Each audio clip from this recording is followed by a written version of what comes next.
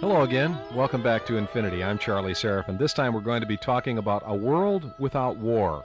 Our guests are Carolyn and Richard Rothman from a group called Creative Initiative. They have a project at Creative Initiative called Beyond War. We're going to talk about that project. What is Beyond War? What exactly does that mean? Well, it means it originated with the thought that we should bring about a vision of a world beyond war. But a group of us, in getting together and talking about that, discovered that in fact we are in a world beyond war, that war is obsolete, and that we are living in a world that is beyond war. So rather than a future vision, it has become for us a present reality. Is that a matter of definition? Because it seems there are all kinds of conflicts going on around the globe and have been for as long as I can remember. Yes, that's true. In fact, the Center for Defense Information in Washington, D.C., which follows wars very closely, says at the present moment on this planet there are 40 wars going on. So obviously it doesn't mean that there are no wars, but that we have to learn to live in a world beyond war, because war has in fact become obsolete. You mean in terms of a world war? Yes, actually, in terms of a world war and in terms of wars between the superpowers, and even as it applies to wars between non-superpowers, because they could escalate very easily and involve the superpowers. In putting together Creative Initiative, did women, Carolyn, play a critical role? We think of oftentimes as women as being the peacemakers of the world.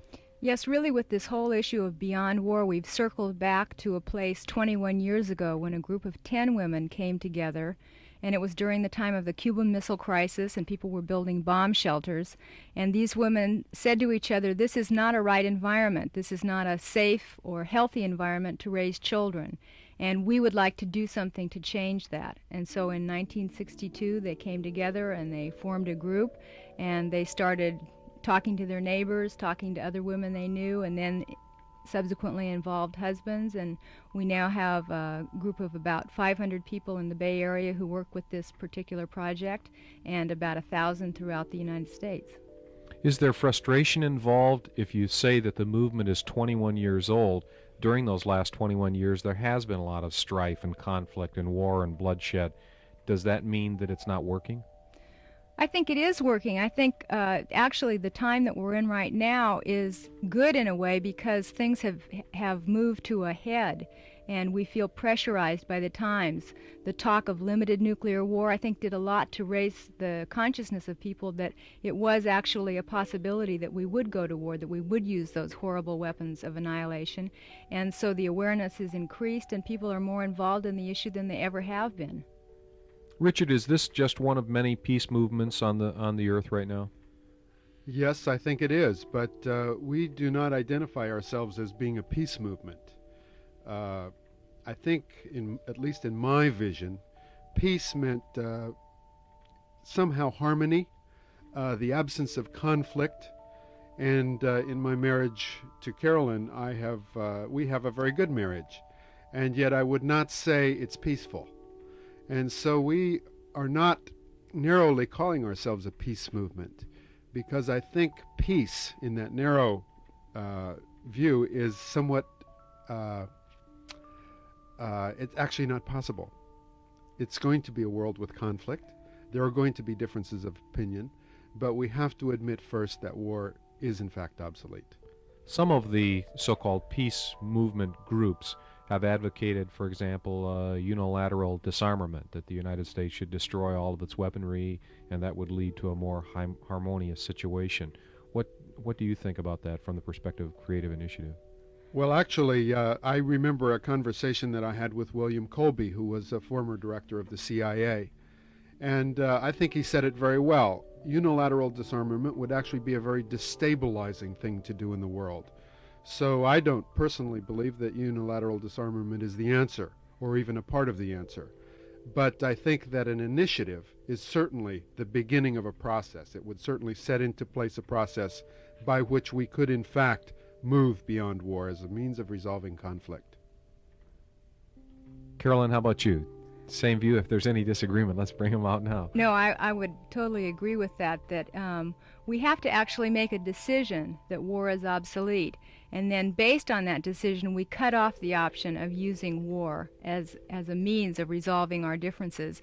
And then the new possibility really opens up. This is a simple example of it, but when I do not have a car for a day, I get very creative with how I'm going to get around. And I think it's the same thing with this war thing. If we were to say we will not resort to war, we would get very creative with precluding the kinds of conflicts and with dealing with them once they arose if we were to do that. And that's the whole thing that we're basing our educational effort on, is that people would decide that and then get about the work of coming up with creative alternatives to the use of war. Are there specific goals in Creative Initiative for this world beyond war once that has been ruled out as a possibility, and you're suggesting that it has already been ruled out as a logical possibility for mankind? What can we look forward to? What is the world going to hold for us that it didn't hold in the past? I think the view of the Earth as a whole, as a finite body that the astronauts brought back from their trips to the moon, has a lot to do with the way the world would be if we were to really create this world beyond war. And it would be that there would be an appreciation for the differences and an understanding that that is part of the strength of this planet. Just like in ecology, when you study a pond, the more diverse elements in the pond, the more stable that system is. It's the same on this planet, and there are lots of different systems, lots of ways of doing things that at present we seem to be threatened by. And I think in a world beyond war, we would look at them more as an asset rather than as a liability and as a threat. You don't see then, Richard, one world government and one uniform policy, a way of doing things? Well, I don't personally know. I don't see that. I think that, as Carolyn was saying, the diversity is the possibility. And it is certainly an ecological principle that she brought up, the diversity leads to stability. So I think it would be a shame to decrease that diversity. Given all this, what exactly is Creative Initiative? What is your role in the organization, and how does it work? Well, I am the president of the Creative Initiative Foundation, and the Creative Initiative Foundation is a 501c3 foundation, which is a tax... That's a good round number. That's a good round number. It means we're tax exempt, we're set up in the public interest, we're educational. We cannot attempt to influence legislation or elect a particular political candidate, but we are broadly involved in the educational process. How broadly involved are you in the educational process? How does it work?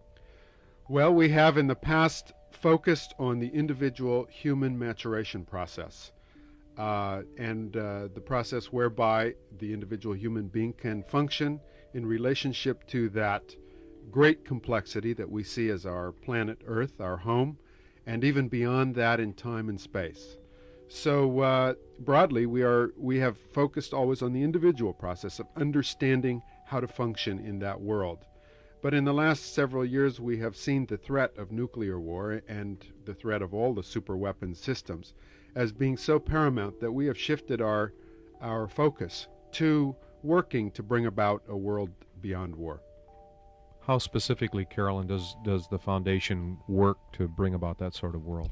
Well, the kinds of things we do, or we put on presentations. For example, we would have a presentation called Woman's Perspective, Beyond War, or Beyond War, a man's perspective, or a global perspective. Sometimes we'll do slide presentations. Richard and I have traveled a great deal. We were in the Peace Corps in Nepal and then spent the next 4.5 years traveling overland to come home.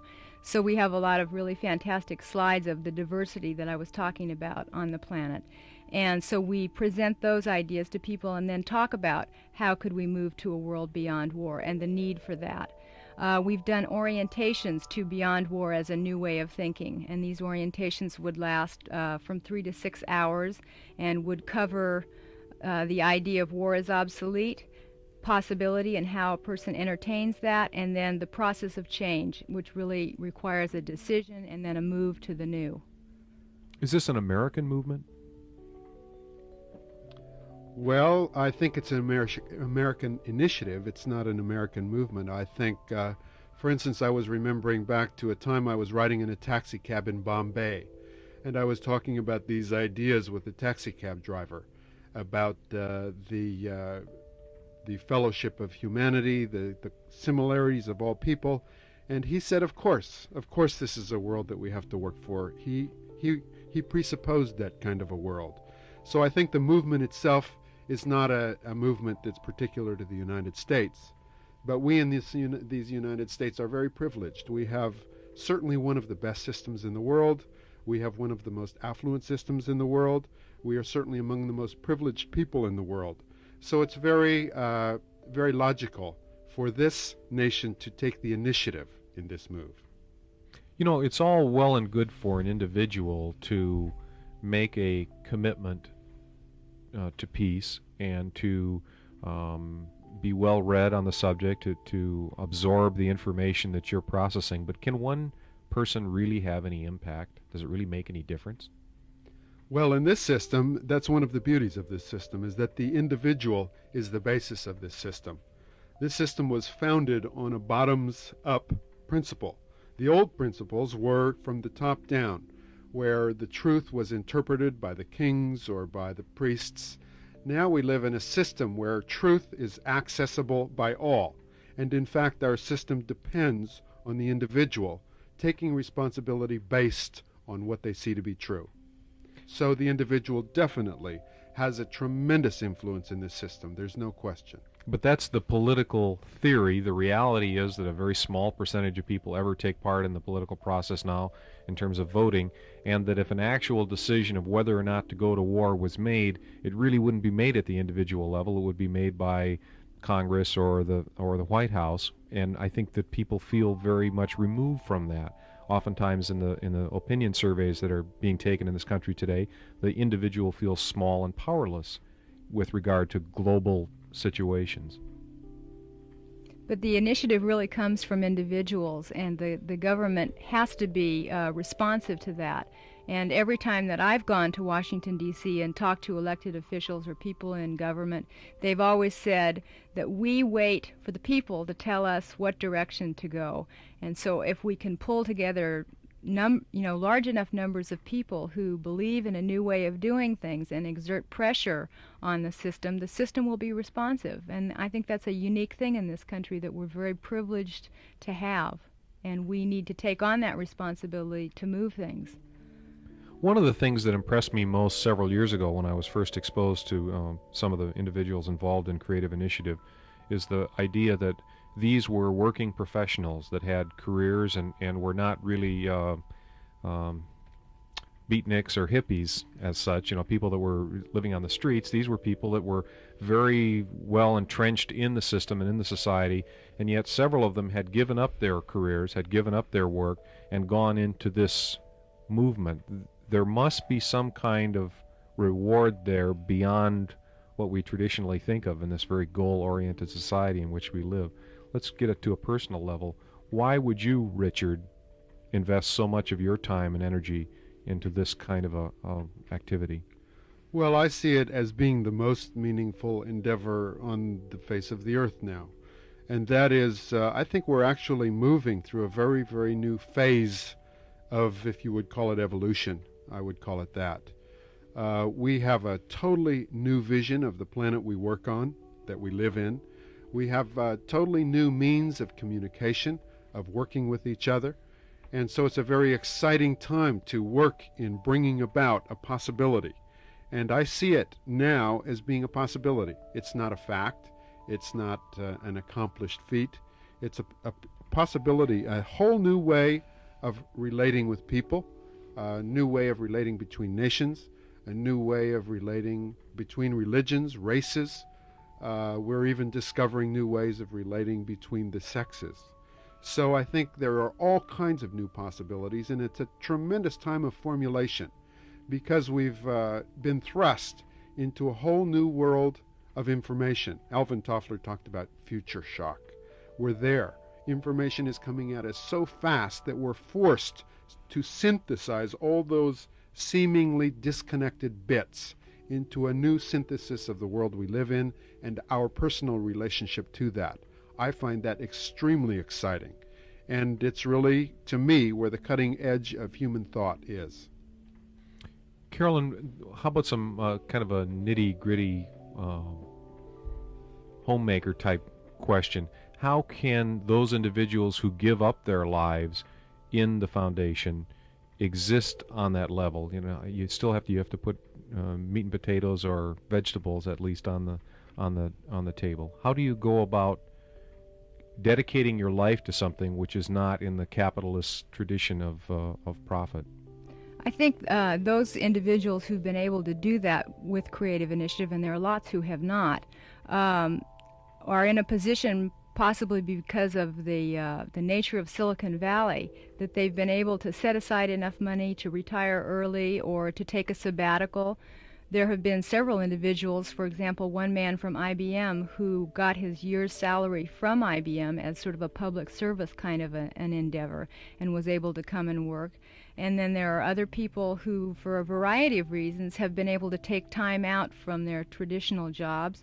And I think as a homemaker, you know, you cut a few corners and you try to save a little bit, and you make do. You don't go with the larger house, and you don't go with an additional car or whatever. But there are ways to do it if you really believe in what you're doing. One of the questions that's always been asked is, don't you see making a lot of sacrifices? You're making sacrifices in your lifestyle. I don't see it as ever making sacrifices. I see it as a value replacement system. And in this country, we are materialistic. We're oriented to buying things, bigger things, better things, newer things. And I think you can replace those values of materialism with values, with another set of values. And the new set of values that we see that has to come into play is the value of doing the best for the entire system of which we are a part. We have to operate in that mode. We have to see the system as being the primary thing that we have to work for the well-being of, and that our own personal well-being is a result of that and is not primary. Did these ideas all come together? You mentioned the experience in Nepal and the 4.5 years overland, which obviously was a life-changing experience in and of itself. Did that help crystallize the ideas? You mentioned the Bombay experience with the cab driver. Seeing people in other systems, there are a lot of societies on Earth that are not nearly as successful in material terms as the United States. For me, it was a kind of a paradox experience, because you're meeting people and you're touching at a very deep level, soul to soul or heart to heart, however you want to say it, when you are traveling in places like that for any length of time. And always I experienced a oneness with those people and a deep bonding, if you were, with the whole planet.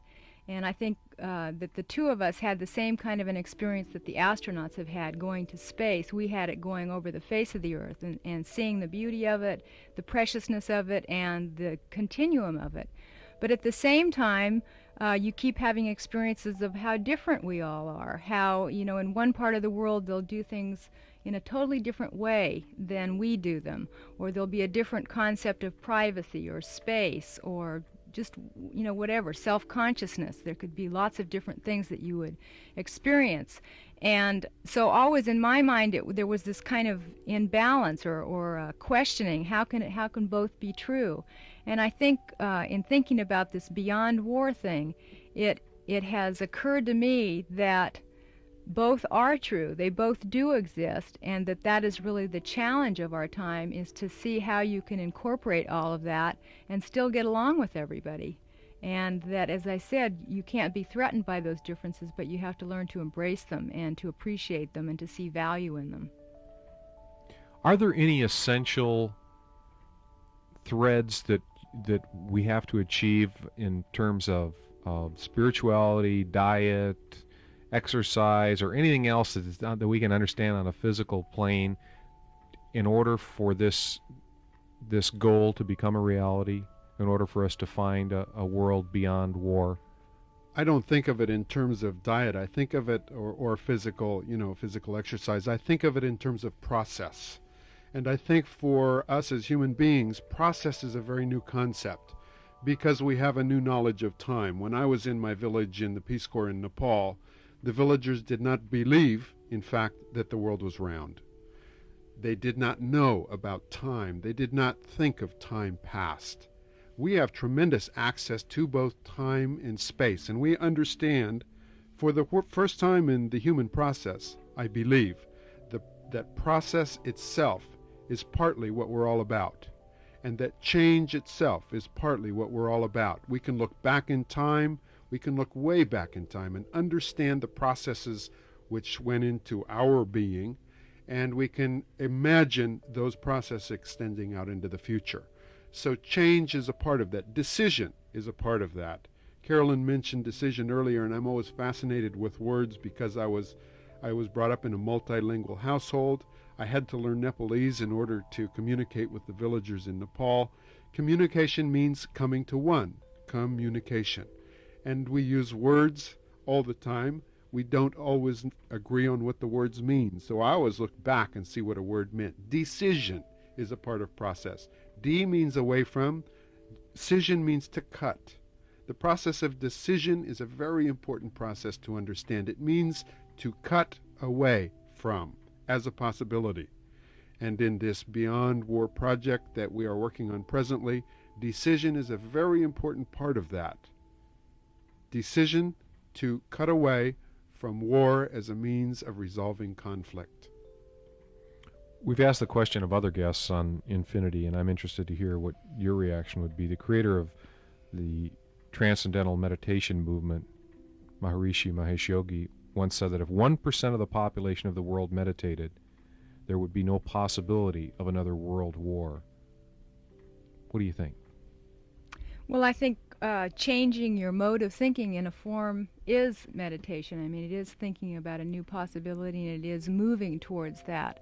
And so perhaps, in that looser sense of the word, his statement would be true, that if people really were to focus on a new possibility and to cut with the old, that the creativity would unloose and you would move forward.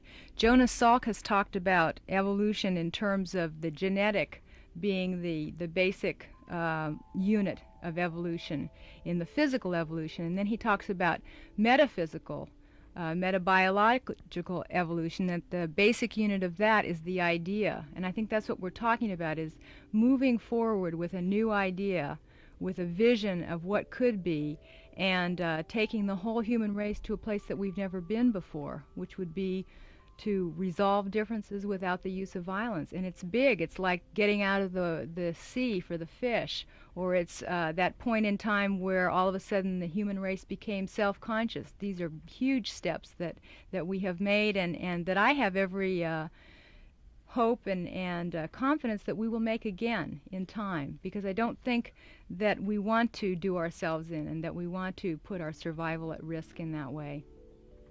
Richard, you talked about language and words. Is there a difference between anti-war and beyond war? Yes, anti would be against, and beyond war would be for. So we are not defining ourselves as being against something. We are defining ourselves as being for something, as being about creating the possibility, about building a world beyond war. What do you say to the skeptics, the people who say, hey, you folks are really, you mean well, you're just real nice people, we love having you as next-door neighbors, but the bottom line is you're really out in left field? Well, I think you always have to relate to your personal experiences for either hope or despair. And I know that in my marriage with Carolyn, we have experienced conflict, but we have never considered it an option to separate or get a divorce. And I think that's really the basis. If you believe in your personal life that you can resolve conflict, you will discover that you can. If there's a commitment to that, you will discover that's a possibility. And so I have a great deal of hope. In fact, I know that this is going to be something that is going to happen. We are going to build a world beyond war. There will be a world beyond war. There are tremendous problems. There will be tremendous challenges. There will be lots of peril. But we say we learn from experience, and peril is the second part of the word experience. X, having passed through. Perience comes from the same root as the word peril. So it will be fraught with peril. It won't be easy, but it will be exciting, and I'm sure we can do it. One of the things I think in human nature about getting involved in something is especially I think in this society, is what's in it for me. You know, what do I have to look forward to? Where's my carrot on the stick? I kind of need that to be able to reach out. This is an idealistic movement in many respects, and so, and yet I don't see you doing the kind of solicitation and sales job that you might expect. Are there things out there that we can reasonably hope for in a world beyond war? If it's going to be fraught with peril and there's still going to be conflict and everybody will have their own cultures and there will be a lot of differences? Well, I think it's just a given. You asked about meditation, and meditation is a word that comes from the word measure. And Einstein said something beautifully in about 1945, I think. He said, with the advent of the atom, everything has changed save our modes of thinking, and we thus drift toward unparalleled catastrophe. Mode, the word he used in that is mode, and again that means measure. So I think our measure of the world we live in has changed tremendously, and we see that we are in an interdependent world, that our well-being depends on the well-being of the whole system. So our new measure has to be the well-being of the whole system. That is just a fact. I think people are waking up to that. You have different measures of how many people it takes to shift that kind of a possibility. I've heard 8%. I heard talk down at Stanford University the other day where the man in communications put it at 20%. Certainly a creative minority has to begin that movement, and then it actually creates a form to which people can move and thereby creates the possibility. So I think it's inevitable. It will happen. It's very exciting. It's fulfilling. It's actually very fulfilling to put the well-being of the whole system first. And the method of moving from where we were to where we will be, that change itself is involved the reward? Is the reward that's involved in the whole process? The process itself is the reward. It's what we were really designed to do as human beings, is to assimilate information, to bring ideas together and to move them forward through time, and to keep that process of evolution of which we're all a part open-ended. And I think when the individual does that and sees that it is working, there's a tremendous sense of fulfillment and joy. And I think that's what all of us are experiencing. So that's the carrot that keeps us going, is that we see that it is working and that there is hope for the future and for our children and our children's children down to the end of time. This is not a religious movement as such. Well, again, you have to look at the word.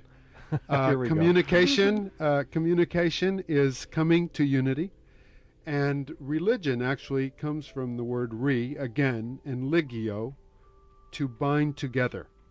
So religion really has to deal with finding our common ground, with finding the unity that exists in spite of the seeming diversity. And so that is really the movement. We are a religious movement because we are a movement in finding the universality, the unity that lies beneath that seeming paradoxical difference.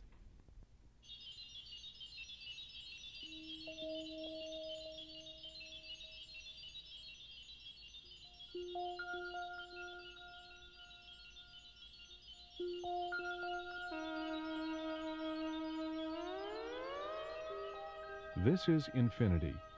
Remember to keep your mind open and listen to your heart. I'm Charlie Seraphin. Thank you for listening.